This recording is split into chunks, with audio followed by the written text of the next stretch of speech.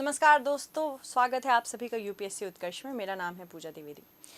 आपने कुछ ऐसे टर्म्स जैसे कि राष्ट्रीय उद्यान, टाइगर रिजर्व, वन्य जीव अभ्यारण्य तो सुना होगा, बट जब क्वेश्चंस इसमें से आते हैं तब कंफ्यूज हो जाते होंगे कि नेशनल पार्क क्या है, तो wild life reserve, wild life sanctuary क्या है, टाइगर रिजर्व क्या है।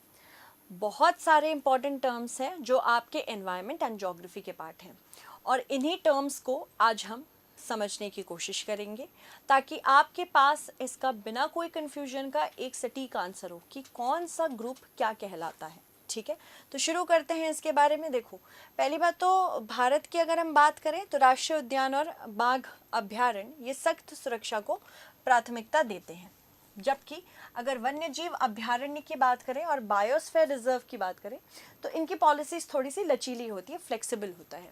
स्थानीय समुदायों सतत विकास का समर्थन भी करते हैं। राष्ट्रीय उद्यान, बाघ अभ्यारण्य, वन्य जीव अभ्यारण्य और बायोस्फीयर रिजर्व भारत में संरक्षण के मूलभूत स्तंभ हैं। साथ ही साथ ये सभी भारत की प्राकृतिक विरासत के संरक्षण में योगदान भी करते हैं, लेकिन इनका तरीका अलग होता है। इसके अलावा अगर हम बात करें राष्ट्रीय उद्यान की, तो भारत में राष्ट्रीय उद्यान वनस्पतियों और जीवों को उनके प्राकृतिक वातावरण में मानवीय हस्तक्षेप से मुक्त करते हैं। अगर राष्ट्रीय उद्यान की बात करें और इन सारी ग्रुप्स की बात करें तो एक चीज़ ध्यान रखिएगा, इनको हम इन सीतु कंजर्वेशन स्ट्रैटेजी का पार्ट मानते हैं। इन सीतु कंजर्वेशन, इन सीतु कंजर्वेशन क्या होता है? इन सीतु कंजर्वेशन का मतलब है जहाँ पे है वहीं पे उनको संरक्षित करना। इसके बहुत सारे एडवांटेज हैं। सबसे पहला एडवांटेज है ये कोई मूवमेंट नहीं करवाता है किसी एनिमल की, नो मूवमेंट ऑफ एनिमल्स और प्लांट्स टू अदर प्लेसेस। ठीक, इसके बाद ये पूरे के पूरे पारिस्थितिकी तंत्र को सुरक्षित करता है, यानी कि the whole ecosystem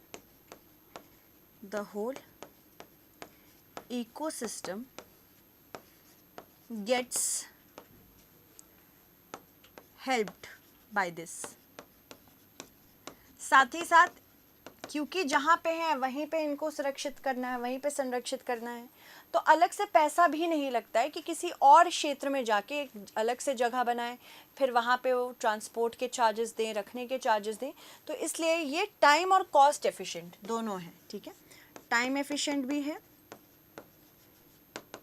और साथ ही साथ ये कॉस्ट एफिशिएंट भी है, इसको याद रखना। ठीक है, आगे बढ़ते हैं। देखो, अगर हम बात करें वन्यजीव संरक्षण अधिनियम 1972 के तहत स्थापित क्या क्या उद्यान होते हैं? पारिस्थितिकी अखंडता को संरक्षित करने के लिए, साथ ही साथ लुप्तप्राय प्रजातियों को सुरक्षित करने के लिए, महत्वपूर्ण आवासों को संरक्षित करने के लिए, साथ ही साथ प्राकृतिक प्रक्रियाओं को बाधित किए बिना जैव विविधता को बनाए रखने के लिए, ये सारे इसके गुण हैं। इसके बाद राष्ट्रीय उद्यानों में शिकार, अवैध शिकार, लकड़ी काटना और चराई जैसी मानवीय गतिविधियां प्रतिबंधित हैं। इसको हमेशा याद रखिएगा क्योंकि एक क्वेश्चन इससे रिलेटेड आ सकता है कि क्या क्या यहाँ पे प्रतिबंधित है। प्रोहिबिशन किस पे लिखा है? यहाँ पे आप हंटिंग नहीं कर सकते, इलीगल हंटिंग, चाहे वो लीगल हो या इलीगल हो। लकड़ी नहीं काट सकते यहाँ पे, साथ ही साथ यहाँ पे आप ग्रेजिंग भी नहीं कर सकते हैं। यहाँ तक कि अगर पर्यटन की बात करें तो अनुमति भी केवल कड़े दिशा निर्देशों के साथ ही मिलती है, यानी कि हाईएस्ट लेवल ऑफ प्रोटेक्शन अगर हम बात करें तो वो नेशनल पार्क्स में दी जाती है। इसके अलावा राष्ट्रीय उद्यान सख्त सुरक्षा और न्यूनतम मानवीय हस्तक्षेप को प्राथमिकता देता है। इसको याद रखना है हमको, जितना कम इसमें मानवीय हस्तक्षेप हो उतना बेहतर होता है। इसके अलावा यह पारिस्थितिकी तंत्र और प्रजातियों को उनकी प्राकृतिक अवस्था में संरक्षित करने पर ध्यान भी केंद्रित करता है।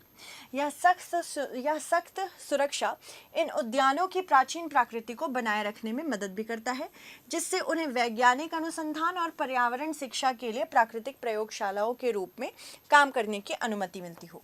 भारत में 106 राष्ट्रीय उद्यान हैं। ये बहुत इंपॉर्टेंट है, यह आपके किसी भी एग्जाम में पूछा जा सकता है, तो आप प्लीज़ बता दीजिएगा कि कितने राष्ट्रीय उद्यान हैं भारत में। 106 राष्ट्रीय उद्यान हैं। ठीक है, इसके अलावा Jim Corbett national park, Kaziranga national park, Ranthambore national park, Kanha national park कुछ सबसे लोकप्रिय राष्ट्रीय उद्यान हैं। बाघों और गैंडों से लेकर यहाँ पक्षियों तक को संरक्षित किया जाता है। चलिए अब बात करते हैं टाइगर रिजर्व की। अभी तक तो हमने बात की राष्ट्रीय उद्यान की, अब हम बात करते हैं टाइगर रिजर्व की। देखो प्रोजेक्ट टाइगर 1973 में शुरू हुआ और भारत में जिम कॉर्बेट, जिसको सबसे पहले हेली नेशनल पार्क के नाम से जाना जाता था, वहाँ से इस प्रोजेक्ट को लाया गया। ये सिर्फ और सिर्फ जनरली टाइगर्स को सेव करने के लिए, जहाँ पे टाइगर्स बहुत पाए जाते हैं वहाँ पे इसको चलाया जाता है। पर टाइगर्स क्योंकि कीस्टोन स्पीसीज हैं, तो अगर हम टाइगर को बचाएंगे तो उससे संबंधित जितने भी उस कड़ी में इम्पॉर्टेंट इकोसिस्टम में, चाहे वो जानवर हो या वनस्पति हो, उस पूरे इकोसिस्टम को बचाया जाता है। तो अगर हम भारत की बात करें, पहली बात तो रॉयल बंगाल टाइगर हमारा नेशनल एनिमल है।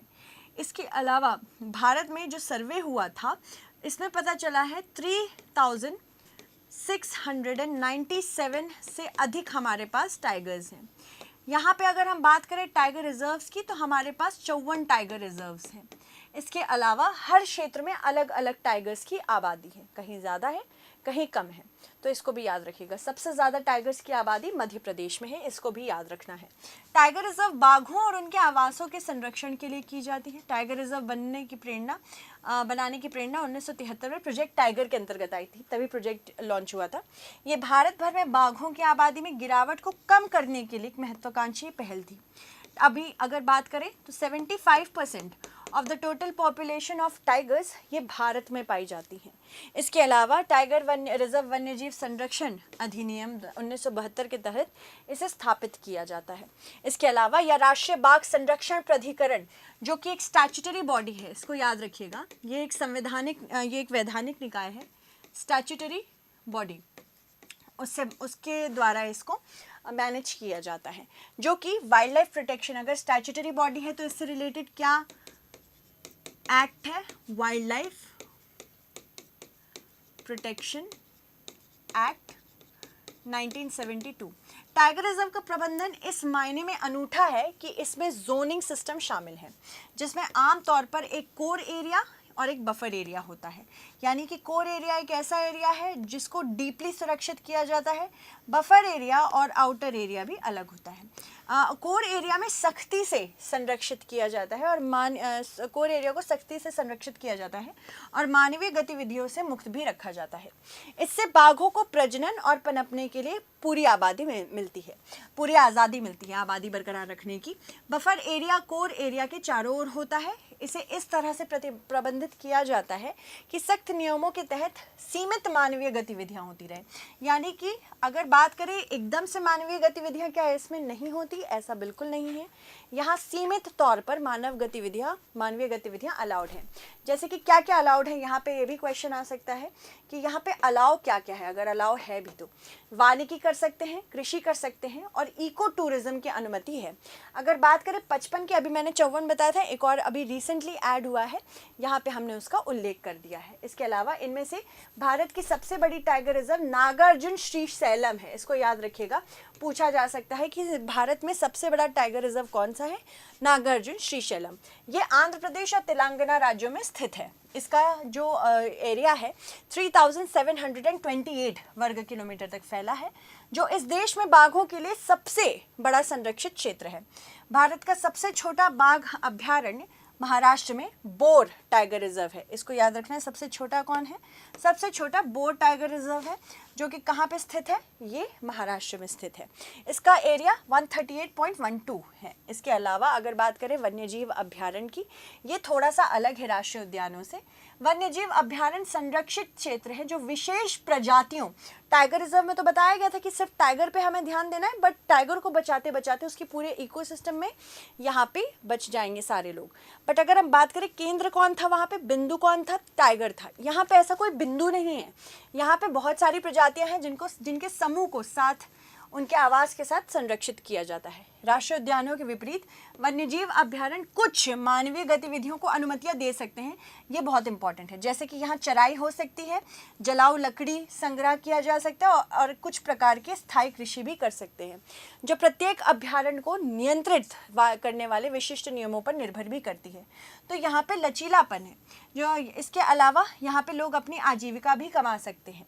और यहाँ पे ये अभ्यारण्य उन प्रजातियों की सुरक्षा के लिए महत्वपूर्ण है जो कि इम्पॉर्टेंटली इकोसिस्टम के साथ संरक्षित हो पाएंगे, ठीक है, जिन पर बाघों की तरह सार्वजनिक ध्यान या संरक्षण प्राथमिकता नहीं हो सकती, उनको रखा जाता है, लेकिन फिर भी पारिस्थितिक संतुलन बनाए रखने के लिए किया जाता है। जैसे कि केवलादेव राष्ट्रीय उद्यान अपने पक्षी जैव विविधता के लिए प्रसिद्ध है या प्रवासी पक्षियों के लिए एक महत्वपूर्ण पड़ाव प्रदान करता है।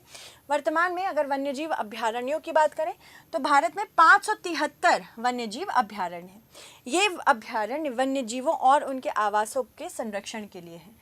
आगे बढ़ते हैं, बायोस्फीयर रिजर्व की बात करते हैं। अभी तक तो हमने टाइगर रिजर्व, वन्यजीव अभ्यारण्य और राष्ट्रीय उद्यान देखा। अब हम बात करते हैं बायोस्फीयर रिजर्व की। ये 4 श्रेणियों में सबसे व्यापक और जटिल है। ये एक बड़ा भौगोलिक क्षेत्र है जिसमें संरक्षित क्षेत्र, बफर जोन और संक्रमण क्षेत्र शामिल हैं। तो कुछ इस तरह से इसका डेवलपमेंट होता है। अगर बात करें इसकी तो एक कोर एरिया होगा, एक बफर एरिया होगा बीच में, और फिर एक संक्रमित क्षेत्र होगा। कोर एरिया में सबसे ज़्यादा सुरक्षा दी जाती है। तो ये बफर है बीच का, और फिर उसके बाद आप संक्रमित क्षेत्र देख सकते हैं, ठीक है। तो इस प्रकार से ये 3 क्षेत्रों में यहाँ पे बटा हुआ है। इसके अलावा बायोस्फीयर रिजर्व की अवधारणा यूनेस्को मैन्ड एंड बायोस्फीयर कार्यक्रम में निहित है। इसका उद्देश्य मनुष्य और प्रकृति के सामंजस्यपूर्ण सह अस्तित्व को बढ़ावा देना है। बायोस्फीयर रिजर्व न केवल जैव विविधता संरक्षण को महत्वपूर्ण देता है, के लिए महत्वपूर्ण है, साथ ही साथ विरासत क्या है उस जगह की और पारस्परिक ज्ञान की वृद्धि होती रहे, वो उसके लिए भी ज़रूरी है। भारत में बहुत सारे रिजर्व्स हैं, नीलगिरी बायोस्फीयर रिजर्व, सुंदर biosphere reserve, Nanda Devi biosphere reserve, Mannar की खाड़ी। भारत का पहला biosphere reserve Nilgiri biosphere reserve था। इसे 1986 में स्थापित किया गया था। तमिलनाडु, कर्नाटक और केरल में फैला हुआ है। इसके अलावा अगर बात करें संरचना की तो एक कोर क्षेत्र होता है। ये सबसे संरक्षित क्षेत्र है। इसमें स्थानिक पौधे और जानवर हो सकते हैं। इस क्षेत्र में अनुसंधान प्रक्रियाएं, साथ ही साथ प्राकृतिक क्रियाओं और वन्य जीवों को प्रभावित ना करे, ये ध्यान रखना है, ये हो सकती है। कोर क्षेत्र में ज़्यादातर वन्यजीव संरक्षण अधिनियम 1972 के तहत संरक्षित विनियमित राष्ट्रीय उद्यान या अभ्यारण्य भी शामिल होते हैं। इस क्षेत्र में सरकारी अधिकारियों या और कर्मचारियों को छोड़कर अन्य सभी का प्रवेश वर्जित है। इसके अलावा बफर जोन में ये कोर क्षेत्र के चारों ओर होता है। जैसे मान लो ये कोर है तो इसके आसपास वाला जो मैंने नीले से एरिया यहाँ रखा है ये बफर माना जाता है, ठीक है। बफर क्षेत्र कोर क्षेत्र के चारों ओर एक क्षेत्र है। इस क्षेत्र का प्रयोग ऐसे कार्यों के लिए किया जाता है जो पूर्णतया नियंत्रित व गैर विध्वंसक हो, यानी कि ये किसी प्रकार की हानि ना पहुंचाए कोर एरिया में। इस सीमित पर्यटन, यहाँ पे सीमित पर्यटन हो सकता है, मछली पकड़ना हो सकता है, चराई आदि भी इसमें शामिल है। इस क्षेत्र की बात करें तो मानव के प्रवेश कोर क्षेत्र की तुलना में अधिक है एवं संक्रमित क्षेत्र की कंपैरिजन में कम है, यानी कि यहाँ ह्यूमन मूवमेंट ज़्यादा हो सकता है एज कम्पेयर टू ये। एंड देन अगर हम बात करें इसमें मूवमेंट ज़्यादा है एज कम्पेयर टू कोर, ठीक है, इसको याद रखिएगा। आगे बढ़ते हैं। संक्रमण क्षेत्र की बात करें, यह बायोस्फीयर रिजर्व का सबसे बाहरी वाला हिस्सा होता है और यह सहयोग का क्षेत्र है जहां मानव उद्यम और संरक्षण सद्भाव भी किए जाते हैं। इसमें बस्तियां हो सकती हैं, फसलें उगाई जा सकती हैं, प्रबंधित जंगल और मनोरंजन के लिए क्षेत्र इस्तेमाल किया जा सकता है। अब कुछ क्वेश्चंस देख लेते हैं इससे संबंधित। राष्ट्रीय उद्यान के संदर्भ में निम्न कथनों पर विचार कीजिए। इसका आंसर आपको मुझे कमेंट सेक्शन में देना है। राष्ट्रीय उद्यान सख्त सुरक्षा और न्यूनतम मानवीय हस्तक्षेप को प्राथमिकता देते हैं या पारिस्थितिकी तंत्र और प्रजातियों को उनकी प्राकृतिक अवस्था में संरक्षित करने पर ध्यान केंद्रित करते हैं। तो आपको बताना है इसमें से कौन सा कथन सत्य है। सो आई होप आपको आज की क्लास अच्छी लगी हो। जैसा भी आप कंसिडर करते हैं क्लास को हमें कमेंट सेक्शन में ज़रूर बताएं और ऐसे ही पीटी के लिए और बहुत सारे इंपॉर्टेंट कॉर्नरस्टोन्स हम लेके आएंगे। Thank you so much.